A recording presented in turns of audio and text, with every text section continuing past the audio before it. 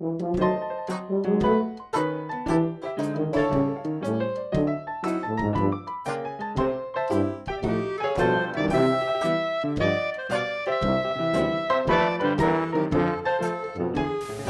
welcome to my channel.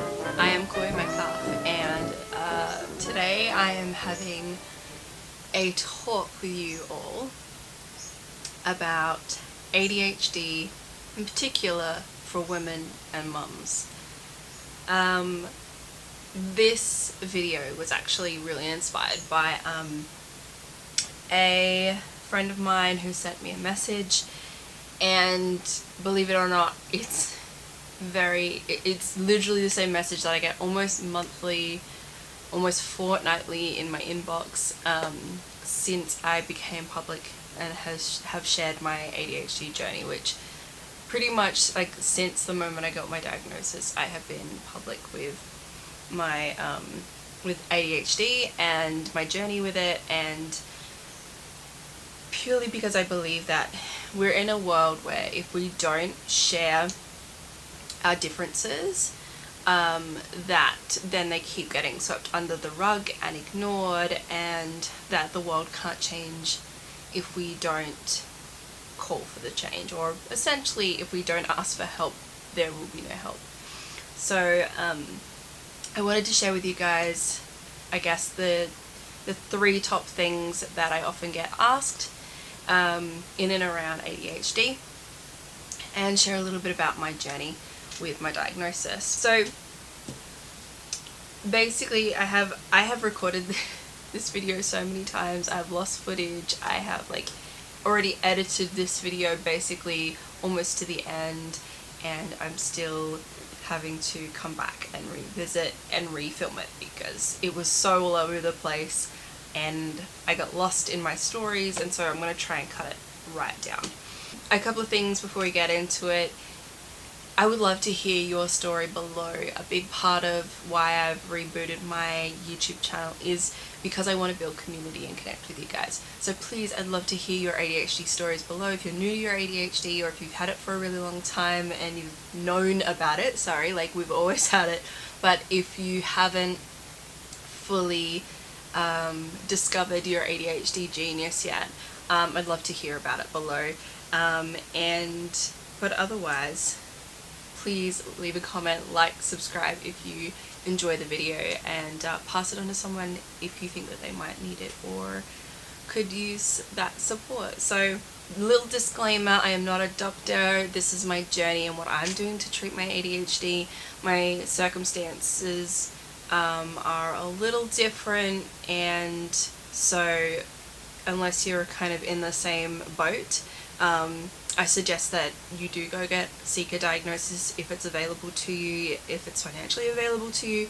I understand that that's not possible for everybody, but I do recommend getting a diagnosis before you change things up. But at the same time, a lot of these things are really easy and natural, or even like non-medical ways that you can deal with this just to make your life better, easier, and more productive.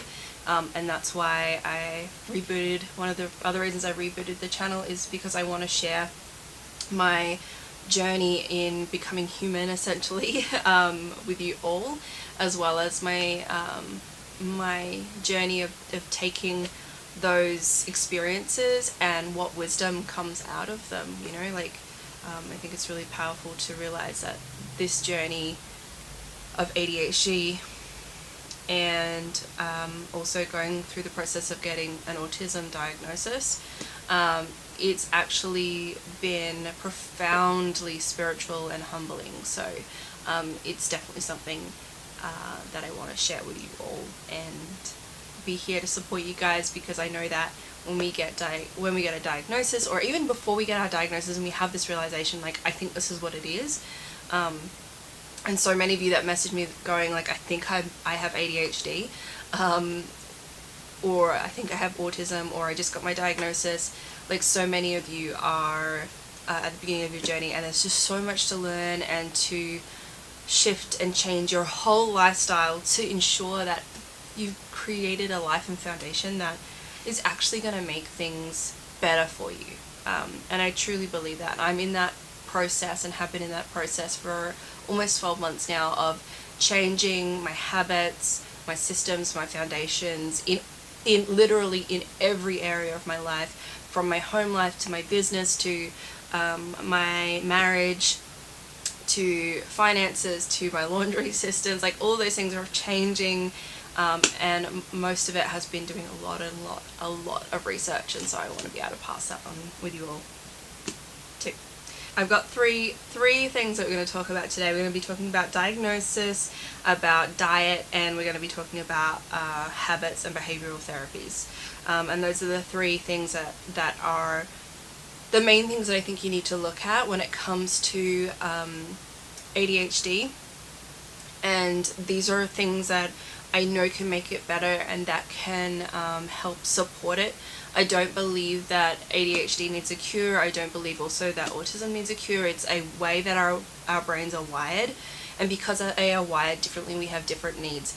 We live in a society where ADHD and autism doesn't necessarily have, like, it's not friendly. All right, it's built for neurotypicals. It's built for one-way productivity. It's built for people who are able to use their executive function in a really easy, effortless way, where it doesn't take a lot of energy for them to do it, whereas for people with ADHD, it takes so much more energy to exist in the world because ADHD is an executive dysfunction, basically where we struggle to put the steps together, to find ways to kind of do what everybody else can do. The way I like to look at it is essentially it's how to be human in everyday sense of the word. It is being able to do your laundry, it's being able to keep up and be on time, it's about being able to navigate relationships without impulsivity or getting bored of them or getting bored of the things that we do, or it's impulse, like how to not impulse spend and how to save healthy, or how to navigate all of these kind of minefields of being human and what it means to be human. And a big part of my life has literally been trying to work out what was wrong with me. Like, why can't I do what everyone else is doing? Why am I so different? I mean, I am such an incredibly creative person, and a lot of my ADHD traits, my need to know things and my curiosity and my ability to pick up an instrument and work out how to play it really quickly, or being able to create art in a really fast way, or my curiosity for like learning things and trying new things has been amazing. It's been a huge part of my journey, but at the same time I would often get this process of people going, oh, you're so good at all of these things, but why can't you clean up your room? You must be lazy. Or you'd get, and it comes from a nice, a loving place, but often you have your parents that are like, why can't you clean up your room, or like, can you do the dishes, or can you do whatever, and like your whole body just can't deal with it. And for me it was a mixture of sensory processing disorder and ADHD, leading into a lot of things that I couldn't do based on smell, touch. For me, like, doing the dishes as a kid was an absolute meltdown, to the point of like my heart would break. I would fall on the floor. I literally physically couldn't move to do it, and my parents would push and push and push and push to try and get me to do it, and it just wasn't happening for me. It was probably the most traumatic part of my childhood, was doing the dishes, which I'm blessed for, but it's one of those things where you try your hardest, and even when you're trying your hardest, you fall short. And when I became an adult, the hardest thing was the fact that you become a mother, and being a mother requires your executive function to be on point, and then you take away sleep, you take away nutrition, you go through hormonal changes and pregnancy and birth and breastfeeding, and still trying to keep the house organized and clean, but because your brain as a child doesn't really take in building systems or building healthy habits, growing up, you're not really able to put all of those things together as an adult already to make it function. And so it can be really heartbreaking to go through that process of becoming a mother and realizing you have no clue what you're doing. And it's not just you have no clue about being a mother, because like, I find most people with ADHD to be incredibly loving and full of empathy and understanding, but sometimes love isn't enough when it comes to parenthood, because your children need you. They need you to be able to do the dishes. They need you to keep the house clean. They need you to be able to have the energy to play with them and sit down with them and be present with them. And it's very hard to do those things when your executive function is throwing everything at you all at once, and there's no order to it, and you cannot work out how to do that. And so it was middle of 2020 that I got my diagnosis. My official diagnosis was inattentive ADHD with hypersensitivity thrown into the mix, which is sensory processing disorder, and with the recommendation that I go and get a formal autism diagnosis, because my psychiatrist wasn't able to do that. You have to get the right people who can diagnose that. So with that in mind, I was handed a prescription for medication. I proceeded to go and see my chemist. My chemist informed me that there were no medications that were especially stimulant, because that's what I needed, was a stimulant medication that would help my ADHD, that was safe for me to have whilst breastfeeding. And there was a big part of me that felt like it wasn't the right thing for me to take medication, and I truly believe that there is a way for me to overcome this through self-compassion and practice and patience, to make my life better and my family life better. And so also in tow, my psychiatrist had told me, they hadn't mentioned the breastfeeding part, but they had told me that if I do have autism, based on what they have seen, that they believe that having some kind of medication may actually make my sensitivities and my autistic traits a lot more pronounced. And so it was take medication with the potential of making basically all the things that actually make my life really difficult to exist in the world 10 times worse. And so, being that my chemist's advice meets that little piece of information, I decided it was not right for me to take medication, and I do believe that there are people out there who do definitely respond really well, and I think there are times in your life when things like ADHD medication or anxiety medication or depression medication, those things are needed and really are going to support you, but I also do believe that there is always the other option, and I think these things need to work. You know, they can work together, they can work alone, but it's really about finding the balance of the two. So what I recommend is that you get a diagnosis. How you can do that is you go to your GP. I really suggest that you do a little bit of research, write down a list of all the things that you have noticed about yourself that mean that are your, like, these are your kind of ADHD traits that you believe that you are experiencing, what your day-to-day life kind of looks like. Give the doctor proof, and then be like, I would really like a referral to a psychiatrist. Psychiatrists can actually prescribe you medication, so that's why a psychiatrist. So get your referral to a psychiatrist and then get your diagnosis. ADHD in women looks very different to ADHD in guys and in kids. But the problem is that a lot of people will go and see their doctor and say, I think I have ADHD. They're older, and because they're older, a lot of doctors may say, sorry, that's a childhood diagnosis, not an adult thing. You grow out of it, which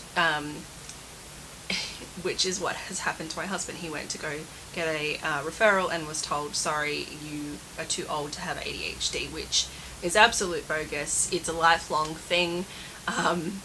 It just kind of blew me away. So not every doctor is educated in that, and so it's really important that when you do go see your doctor, if they say, sorry, don't think it is, that you go and get a second opinion. So you can do that, go and get your referral, and then go see a psychiatrist. Here in Australia there is a bit of a wait to get in to see psychiatrists, mental health care. There's a lot, there's so many, there's a lot of people waiting to get diagnoses, and even for autism it's about a 10-month wait, I think, on average.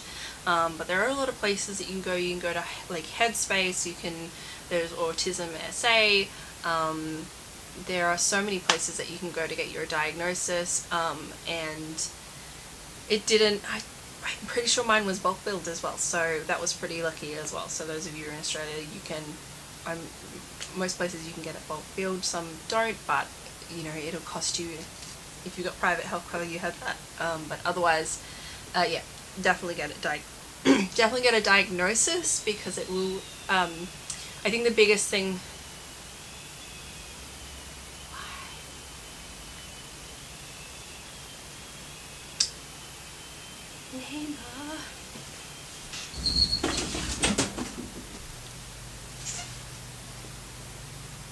sorry guys, you're just gonna have to deal with it, because the baby's sleeping. This is the only time I can. Why? So yeah, getting my diagnosis, the best thing that came out of it was self-compassion and self-forgiveness. And even though I went through a massive process, and I have been going through this massive process of like a bit of self-identity questioning, and who am I, what am I here for, and it's everything that I've experienced, is that what was that my truth, like what is that? And so I kind of came to the point of like realizing, like, this is who I am, I'm integrating this part of myself, I'm learning how to actually exist and coexist in the world. And whilst it was really hard to have that realization, it grounded me in a way that I haven't been grounded before. And so taking that time to really forgive myself for all the situations where I failed, where it was seen as failure, I now really truly believe, like, nothing is a failure, all things are learning processes, but I still carried that weight that I was a failure, and that I didn't live up to my potential, and that I didn't do what I needed to do. And because that's the thing, is that I've always been considered very clever and very smart, very intelligent, but why was I not living up to my potential, or why wasn't I fully executing what I should be executing? So that was probably the best thing about my diagnosis, was the self-compassion and self-forgiveness.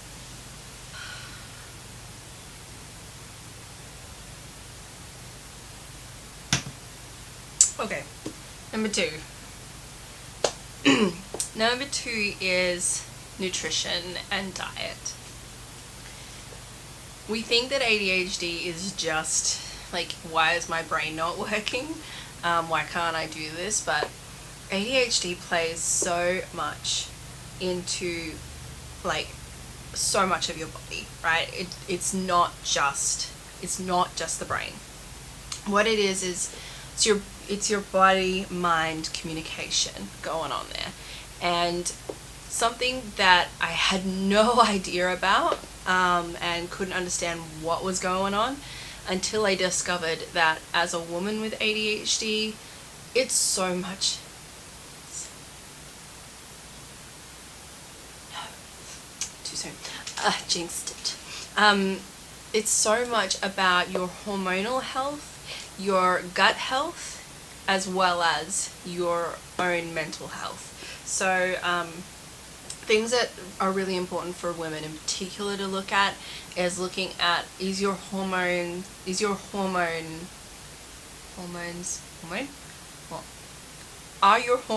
in balance?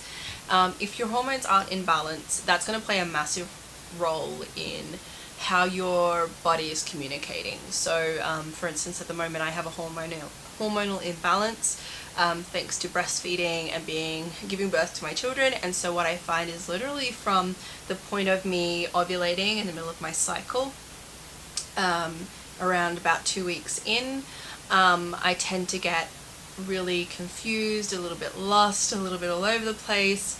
I am not thinking clearly, or my brain doesn't quite process things as easily as I would like it to. I become more forgetful, I tend to be later, I want to sleep more, and things just don't operate the way that I want them to. And so knowing that, during that time I will take more of my tools in my next point, more of those tools, and add them in during that time to really help myself to stay on track, to make sure things still run smoothly for my family. Because whilst, pre-kids, I'd probably just like bum around and basically do nothing during that time to really just honor the fact that my body's taking a lot longer to process. I would also just follow my dopamine, because with ADHD, that's what your brain's seeking, is dopamine to help it run better. It's a dopamine deficiency, so often your brain's like trying to find the things that'll light it up to make it go. But when your hormones are down, you're feeling down, it's a lot harder for you to get motivated, to want to do things, to be on time, to be focused, and especially during that PMS phase. But then I find about probably day 3 or 4 of my period, things tend to get a lot better, and things kind of go back to being good old, relatively normal me. And then the other thing is looking at your gut health. So your gut health, we know that the gut really is the main brain, the main communicating agent in our body now. So much information out there about gut health. And so if you have an imbalance with your gut bacteria, which is then playing into not only your mental health, your ability to have like clarity and all of that, mixing that in with a hormonal imbalance, which often like your gut health can play into your hormones as well. All of those things are so deeply interconnected, and so it's really, really important that we focus on really solid nutrition, making sure that you have a healthy gut balance, and also focusing on getting a really solid hormonal balance as well. So make sure that you get those things checked off. You can see a really good naturopath or nutritionist to look at all of those things. Somebody who specializes in hormones and gut is really going to help you, and someone who understands ADHD. So see if you can seek someone out in your area that can help you with that. But also when you're looking at nutrition, things that are really important is that ADHD brains really, really function well on a high good fats diet. So things like avocado, nuts, seeds, peanut butter, tahini, omegas and omega-3. So you want to look at like fish oils or fish, all of those things that are really, really, really good for the brain. Also find that when I'm having really, really bad function, sometimes I'll cook up a stock full of like lots and lots of like bone marrow, a bone broth stock, that's what I mean. And I find that really helps. If I do a couple of days of really working with that really helps. But that also helps with repairing the gut. So looking at that is really, really helpful. The other thing that I actually find that's really helpful for me, I'm really, really sensitive to caffeine. And so whilst I can see why going on a stimulant medication probably wouldn't be the best thing for me, coffee in very small amounts, so just having like a small teacup amount of coffee, 1 in the morning, 1 in the middle of the day, and 1 at the end of the day, just small amounts, actually I find helps me to keep my focus a lot better. I have to be careful because I do notice that if I go over that small size cup, I do get a lot of anxiety, and it triggers that and my sensitivities a lot more. But coffee has been used to treat ADHD in kids as well, which is really interesting, and it really helps them to function without having to put them on a full-blown stimulant. So I'm using coffee as a form of medication to help my ADHD, and I noticed that it really helps me quite a bit. So yeah, looking at making sure that you're eating really well. Maybe if you get onto a multivitamin and a really solid good fish oil, I'm sure that there are vegan friendly options for omega or like good oils and good fats out there as well. I don't know them off the top of my head, but if you're vegan and you know of them, or vegetarian, please link that below so that I can share that as well, because I'd love to know, and also would love to try. I'm still in that phase of trial and error in and around my diet and my physical health, and I'm in the process of really wanting to dive deep into gut health and hormonal health myself. But what I have done so far, taking some supplements and stuff in and around hormonal balance, those things have really worked while I've remembered to take them, and have been really supportive. It's also very hard to build habits with ADHD, so I often will take them for about a week and then I'll forget, and I'll be like, oh, that was working really well for me, but I just keep forgetting to take them. So that is leading me now into number 3, which is about behavioral therapies. Looking at things like how you have your habits, how you have your systems, and what those things kind of look like in your life. So when it comes to your daily behavior, what you wouldn't realize until you take a moment to sit back and observe, and this is something so important, is that with ADHD and your journey with understanding where you're at, is sitting back and observing your day-to-day behavior. So you might want to do that by getting out your diary and just taking note on everything that you're doing during the day. Sometimes you can get an app on your phone to see how many hours you're spending on screens, and or like just tracking. I think that's why a lot of people love the bullet journal, is like that you can put in a habit tracker, and if you're able to keep the habit of writing it in, even if it's just for a day, or maybe just if you can focus enough for a week, or maybe even like 2 or 3 days, to see what you're kind of doing, because it doesn't matter whether the habits are good or bad. You already have a daily system in place, how you run your day. So in our household, it's always get up, have coffee, feed kids, make sure that they're dressed. It's the same thing all the time.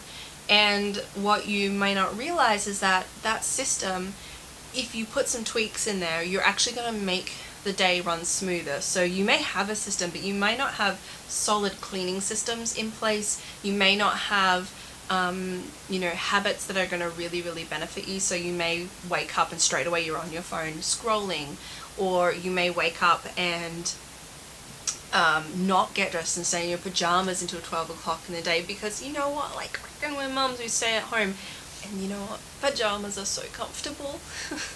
I love my pajamas.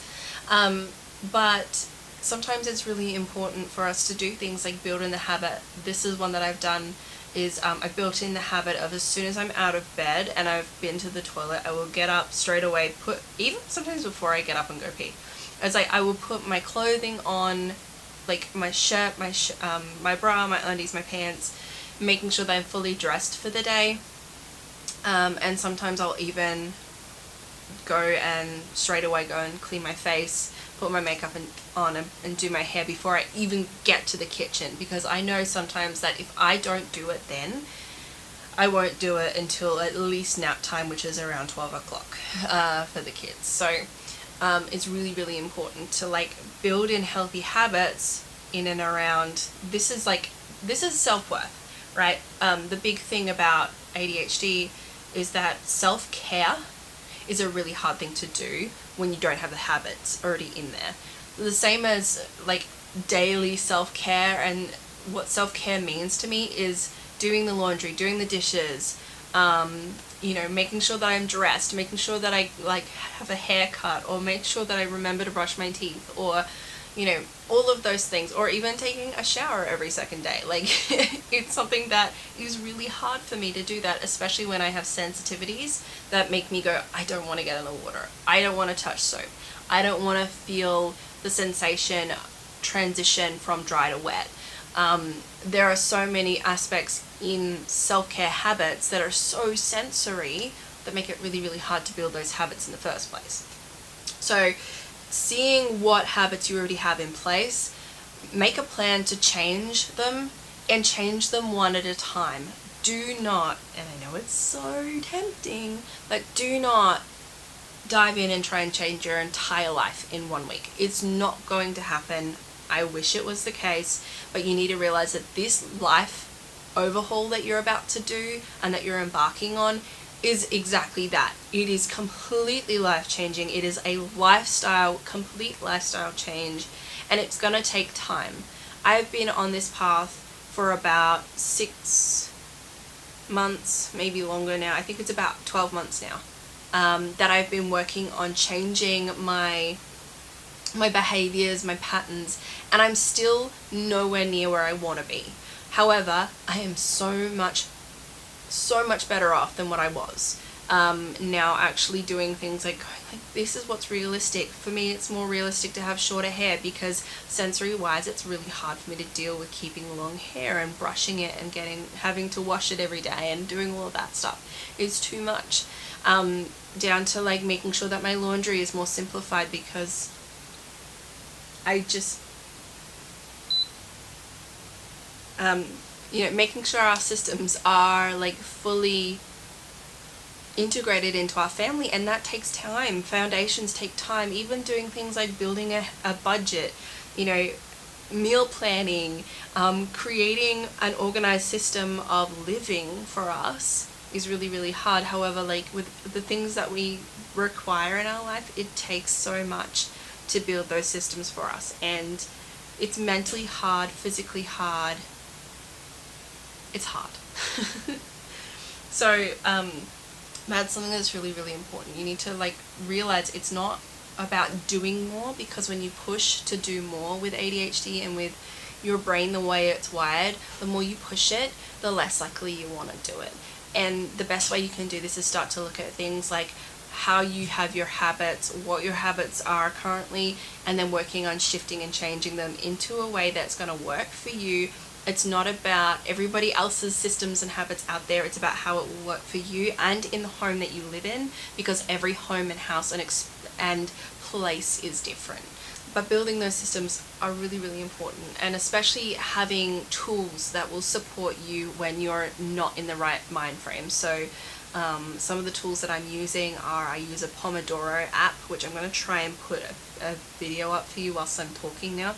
But essentially what it is it's a timer that goes for 25 minutes, and then it gives you a 5-minute break, and then you do another 25 minutes. And what I find that tool alone has been huge in changing my motivation to do things around the house. So there are some days where it's not going to happen, and we got to acknowledge that on those days, those are the days where you need to seek out self-care through the form of seeking your dopamine, be it through creativity, be it through, and I want you to try to not use social media as your dopamine hit, but sometimes 5 minutes of TikTok is enough dopamine hit for you to then have that energy to then step into your creativity. And if that's what it is that you need to do, that's what you need to do. The way that I'm overhauling my life now is choosing to start creating these videos, because it's giving me enough of a drive to want to be excited about the projects that I need to do in my life. And I think that that's really, really powerful to use the leverage of your curiosities and your dopamine drive to make life better. And it's that whole thing about the wolves, you have the wolf that is destructive behavior, and there's the wolf that's the curiosity and creative behavior, and you gotta choose who you're gonna feed today. So are you gonna feed your coping mechanisms, or are you gonna find something that's gonna light you up and spark a passion? And so that's really truly what it comes down to. Choose to find some way to feed that dopamine in a healthy way. Feed your brain the dopamine in a healthy way. And then you get to build some solid habits and systems in and around that, and find a way to be passionate about building them. Because honestly, you will not build these systems without that passion, without that drive to want to change it. Because what I hate to tell you is that unless you are really, really willing and desiring this change, it's not going to happen. And another system I really like is working towards having a more minimal lifestyle. Whilst I'm by no means a minimalist, I definitely believe in less stuff, less clutter, an easier process for the mind. And I fully support living a minimal lifestyle with ADHD, because I do believe that when we have more open space that we can see things easier, the better it will be. So definitely looking at building systems and habits, it's going to really support you in kind of overhauling your life, and it is that foundation in which your whole life can run. And I think that often most of us with ADHD will come through life thinking you just show up and you just do in the moment, but there are actually systems in there that when you build them into your own habits, because I'm a big believer of like effortless, easy internal working, so that you've done it enough times that it's easy. And what's the hard thing is that when you're starting this process is that it is going to be hard to begin with, but eventually habits become that. They become habits. You build those systems in so they become effortless. And not only for you, when you're doing it the way that you're doing it, eventually your husband or your wife or your kids will start to follow along, because you will have a place for everything. You will have a system for everything and how to do it. And the whole family will get involved, because the truth is, right, as mums, we are the ones that run the house. We are the ones that have our finger in every situation in our family's lives, and we dictate it. And so we are the ones that are responsible for our life working the way we want it to work. And if it's not working the way that it is currently, it's time to really make some changes. I'm going to leave it with that. If I could tell you anything about your ADHD and who you are right now, is the best thing you can do right now is be very, very compassionate to yourself, be kind to yourself, and just know that you're wired differently. It doesn't mean that you're broken. And I think that when you realize that and start to really understand and grasp that, it's not about how you exist in your home life, it's about who you are at the core, and who you are at the core is a really good, solid human being.